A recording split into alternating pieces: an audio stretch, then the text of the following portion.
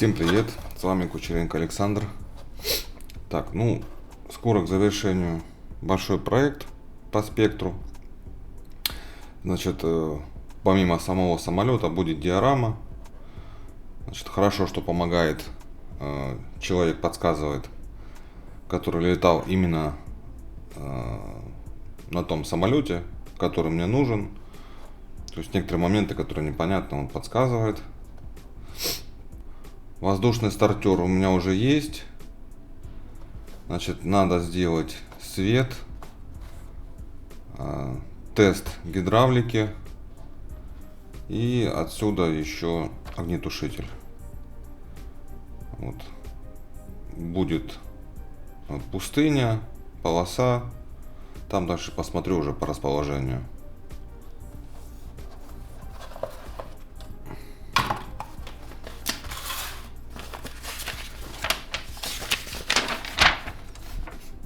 Вот такой набор. Некоторые наборы пришлось очень сильно поискать. Не везде не есть, и давно их уже не возили. Может, где-то есть какие-то места. Но я все просмотрел. 8 или 10 наборов было куплено, таких хасигаовских. У меня где-то на обзоре было. Вот такой набор. Отличный набор. Диорама смотрелась хорошо. Приступим.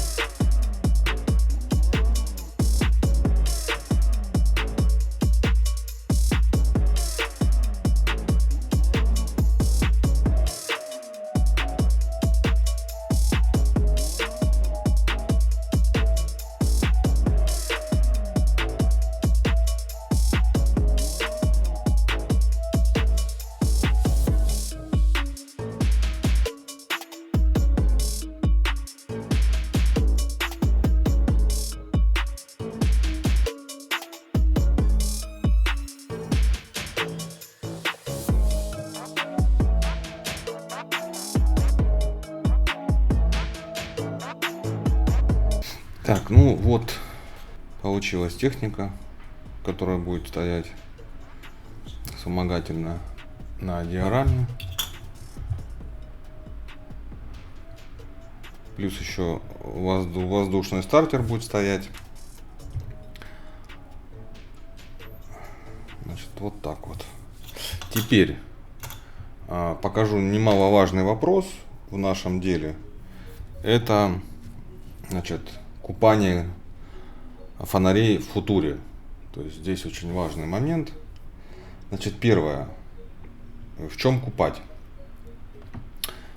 Всем известная футура. То есть вот это у меня просто есть разлитая маленькие емкости. Это новая я недавно взял. Есть старенькая. Она немножко поменяла цвет, но свойства она свои не теряет. Значит, купать мы будем в ней. Сразу скажу, ребята, футура, не проводите эксперименты. Потому что рано или поздно вы можете столкнуться с таким моментом, что у вас потрескается поверхность самолета, где-то что-то не досушили. Большинство моделистов сталкиваются с таким. Поначалу говорят, утверждают, что ничего не происходит, а потом в какой-то момент наносят вместо лака. Да, он хороший, крепкий, хорошо полируется. А потом выкладывают фото и показывают, что у них поверхность треснула. То есть поверхностное натяжение сильнее и краска нижняя трескается.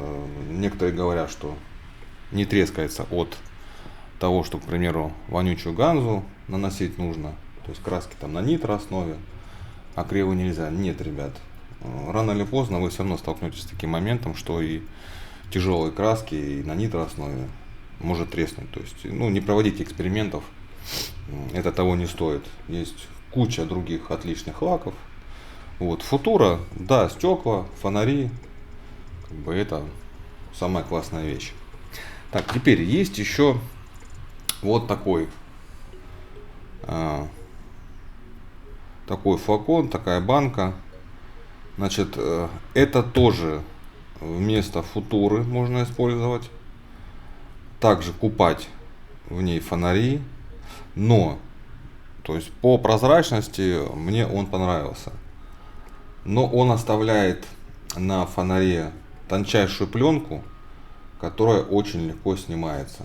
Поэтому мне она не зашла.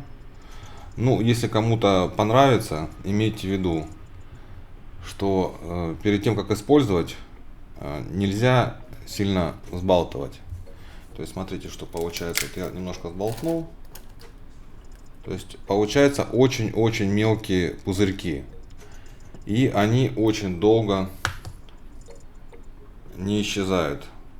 Если с ними покрывать, то получится неприятные вещи на фонарях. То есть чуть-чуть сболтнули, если долго стояло. И только после этого, когда пузырьков не станет, можно покрывать. Но имейте в виду, тонкая пленка. Некоторые еще видели вот такое. Это нет, это не для фонарей. Это просто глянцевый лак Атака. Можно под кисть хорошо, можно аэрографом. Но не со всей химией потом дружит.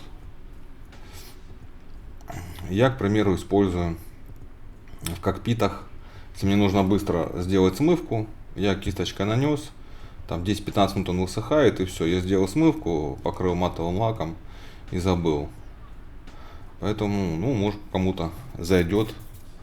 Пробуйте. Но всегда имейте в виду, когда пробуете, всегда пробуйте химию, которую вы будете использовать для смывок. Это очень важный момент. Так, что нам нужно для этого, чтобы искупать фонари? Первое. Если у вас фонари прозрачные, ничего на них нету, значит ничего не нужно больше делать.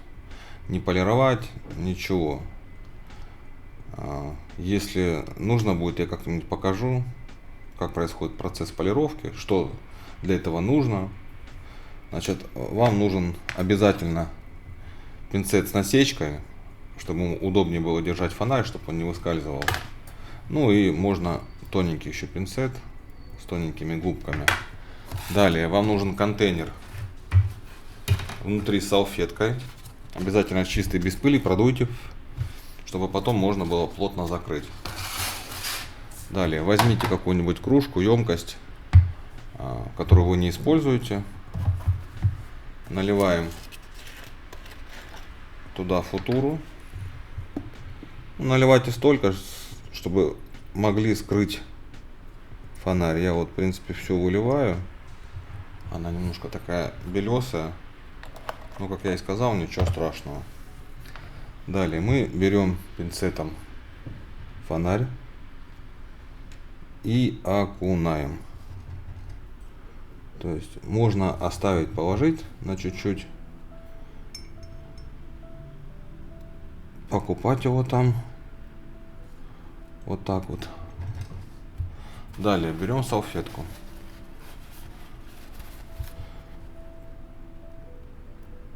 Можно поставить, посмотреть.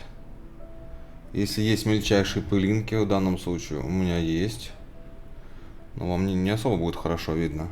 Значит, еще раз опускаем, еще раз болтаем, смотрим, есть ли пылинки. Если нет, с промежутком где-нибудь в минуту, раза 3-4 окунаем. Обязательно потом нужно промокнуть салфетку. Значит, старайтесь держать фонарь за край, чтобы отпечатки не остались. Вот у меня еще одна пылинка появилась. Сейчас будем пытаться ее убрать. Так, большая ушла, появилась пару маленьких. То есть их смотрим очень хорошо, чтобы ничего не было на фонаре. Еще пару штук есть. Все равно в воздухе есть пыль немножко, пыль с рук, пыль с тела, мелкая пыльца, она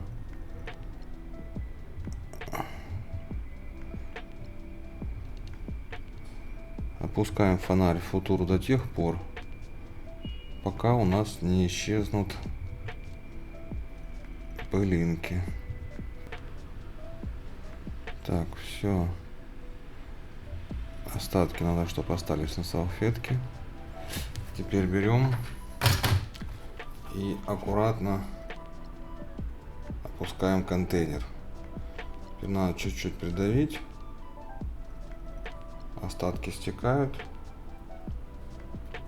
И обязательно плотно закрываем контейнер. Пока я просто прикрою, потому что надо еще мелкие фонари сделать. По такому же принципу, вот здесь еще 4 штуки есть маленьких. Я возьму маленький пинцет, потому что им удобнее брать. Так, по такому же принципу и маленькие фонари.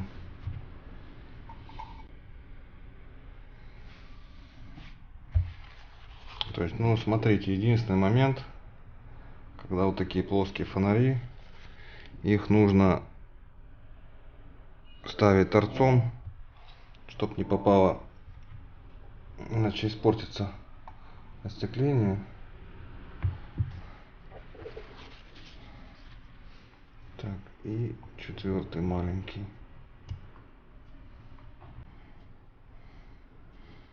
Также торцами ставим на торец.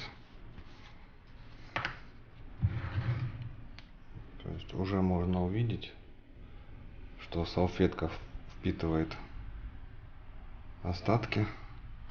Вот я вижу на одном маленьком стекле пылинку. Я лучше еще раз или 2 раза искупаю, чтобы этого не было. Так, вот так вот. Все, и теперь нужно аккуратно закрыть, чтобы не было доступа воздуха, и оставить где-то примерно на сутки. Теперь очень важный момент. Значит, смотрите, после того, как все это высохнет, нельзя ни в коем случае, чтобы попадало на фонарь вот такие жидкости. То есть такого плана, не именно эти.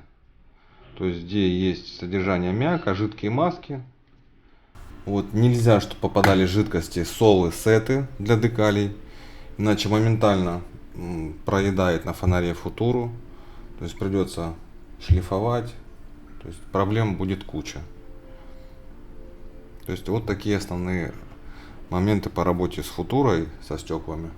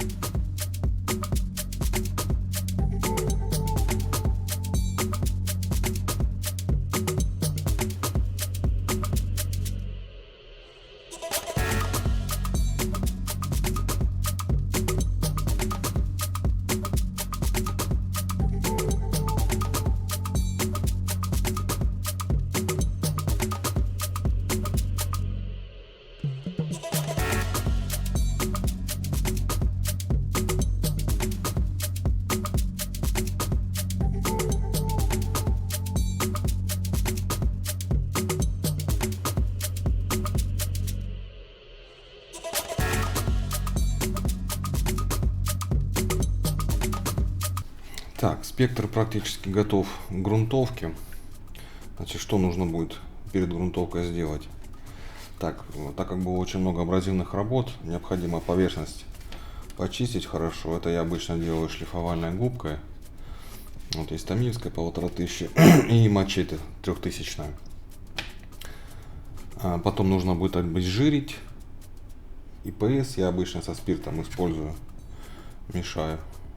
Вот так вот. Там закончился, здесь уже мой. Далее. Поставить остекление. Как и говорил, стекла в футуре, они очень боятся ИПС, очень боятся жидкости для декалей. То есть очень осторожно нужно с этим. Так, большие отверстия я закрываю вот такими губками. Очень удобно. Так, двигатели, так как двигатели смоляные, нельзя сразу их закрывать скотчем, так как когда нужно будет открыть, вся краска и часть грунта может остаться на скотче. Поэтому сначала необходимо завернуть бумагой, ну, к примеру, салфеткой. После этого закрыть скотчем. И здесь, где прилегают капоты, зафиксировать. Вот я обычно пользуюсь жидкой маской. Вот Wilder мне нравится.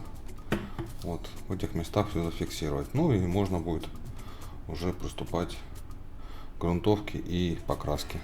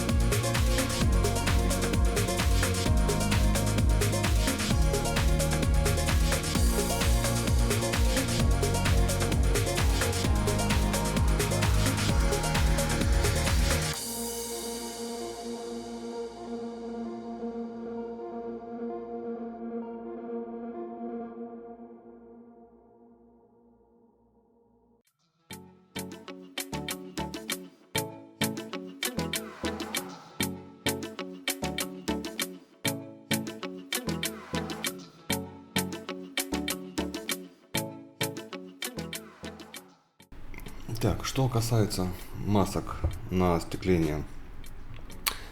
Вариантов существует несколько. Значит, первый, самый простой, это купить, если есть готовые. Опять же, смотря что за фирма. Качество бывает разное. Вот. Второй вариант, это на фонаре разметить, потом снять, вырезать. Иногда не совсем это может быть точно. Третий вариант, который я практически всегда использую, значит, я всегда пользуюсь вот таким тамильским ножиком с очень острыми лезвиями. Я меняю на новое всегда. Именно перед работой по стеклам. Ставлю. После этого я беру тамильский скотч.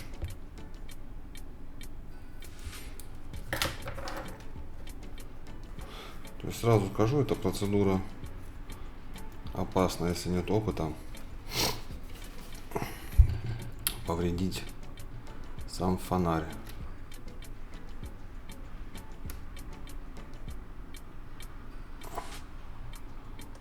Вот так вот. Теперь ровно. То есть нахожу пальцем. Очень ногтем хорошо находить переплет. Он не соскальзывает. То есть границы я теперь вижу переплета. Переберу и очень. Здесь самое главное срезать только скотч. То есть аккуратно надо резать. То есть все вместе. Следов там никаких оставаться не будет от ножа, потому что я прорезаю, практически не касаюсь стекла. И после краски там ничего видно не будет. Также я поступаю, сделаю и с другими фонарями здесь.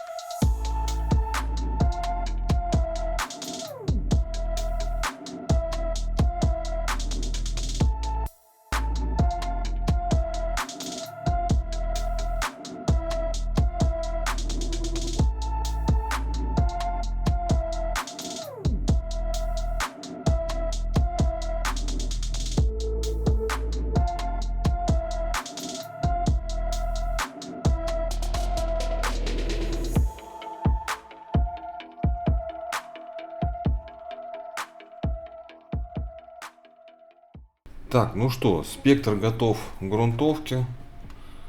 Задраил все отверстия, нанес маски. Все позакрывал.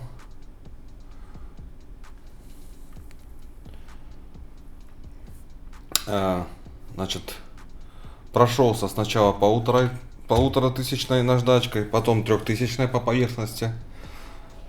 После этого советую продуть хорошим давлением аэрографом, потому что пыль забивается в щели. Значит, далее обязательно нужно обезжирить. То есть у меня закончился, значит, что я обычно делаю?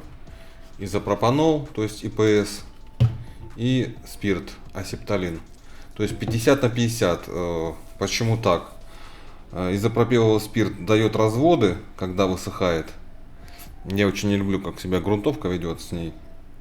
Спирт очень быстро испаряется сам по себе. То есть, когда их между собой соединяешь, то получается очень хорошо. Значит, далее какой-нибудь... Жень, это специально для тебя, для одного из подписчиков. Просил включить, послушать звук нового компрессора. Вот примерно так он шумит. Но вибрация, скорее всего, больше, так как микрофон еще не на пантографе.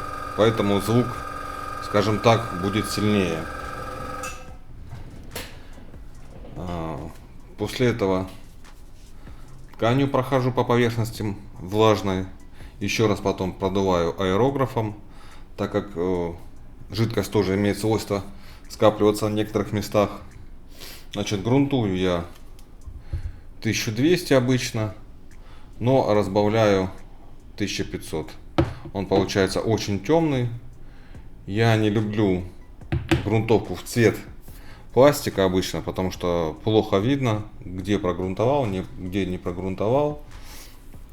Не забывайте смоляные детали обезжиривать обязательно. Вот такую еще гору надо прогрунтовать. Это примерно половина того, что уже до этого было загрунтовано и покрашено. И я все обычно вот сюда выставляю. Это когтеточка, купленная в зоомагазине. Вот такая она огромная. Сюда очень много всего влезает. Сразу загрунтовал, поставил. Очень удобно. Всем рекомендую. Так, ну что, теперь приступим к грунтовке.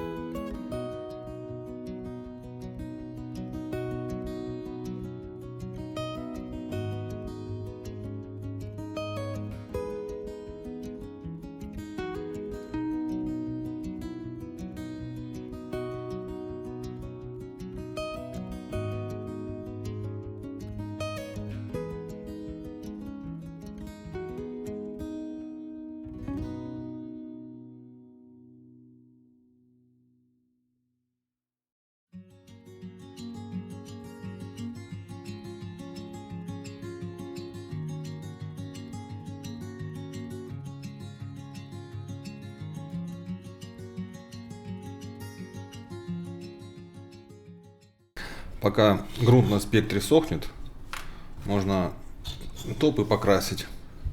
Значит, здесь у нас будет Олив Драп, Томеевский акрил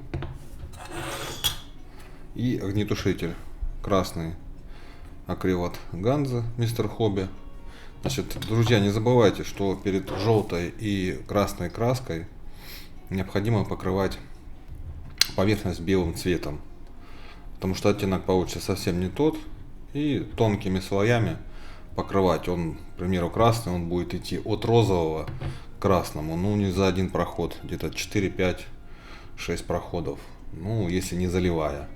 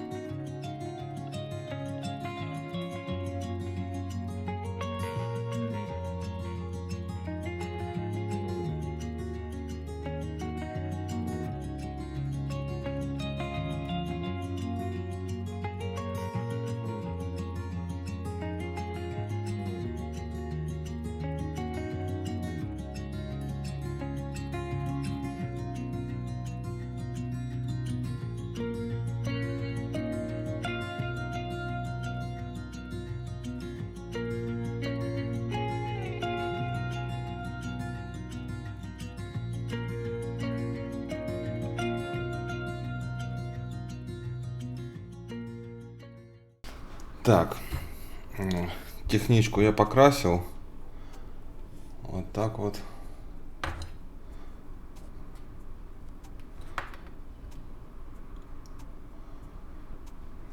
Здесь надо будет еще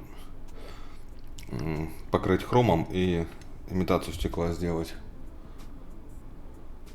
Так, теперь надо будет нанести декали. Перед декалями я покрою это Мистер Хобби 0,46 глянец, чтобы не серебрилось. И потом покрою матовым лаком.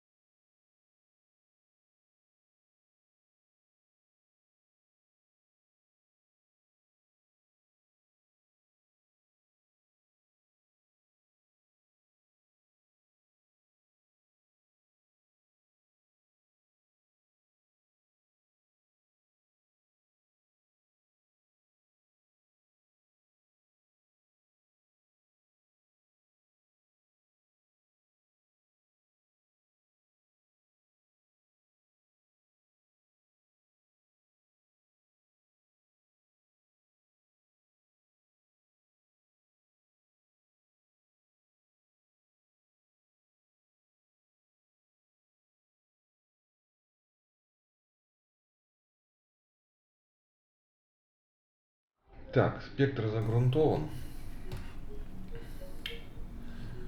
Есть пару небольших косячков, пару пылинок. Я их в процессе уберу. Вот, теперь надо закрыть ниши, потому что белый цвет я обычно, если не закрывать, то в этих местах, где потом поддует, белый цвет очень тяжело будет убрать. Он будет очень выделяться на фоне основного цвета. Вот для этих целей буду использовать вот эту вот пленку, которую купил недавно.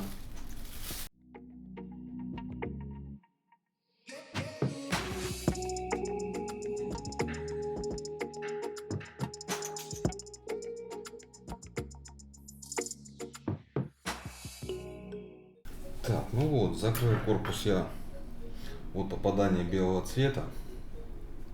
Теперь можно будет закрасить белым цветом, потом я подправлю косячки по грунту и покажу, что я буду делать с камуфляжем, какой буду использовать пришейдинг. Друзья, хочу напомнить, что в ссылке под описанием к видео есть сайт scalepro.info. Если вам необходимо пополнить свою коллекцию какой-нибудь моделью авиации или бронетехники, может быть автомобиль, какой-нибудь паровоз или еще что-нибудь, можете пройти на сайт и оставить свою заявку. Там есть специальная форма. Друзья, будет еще один финальный ролик небольшой по спектру. Следите за каналом. Всем пока.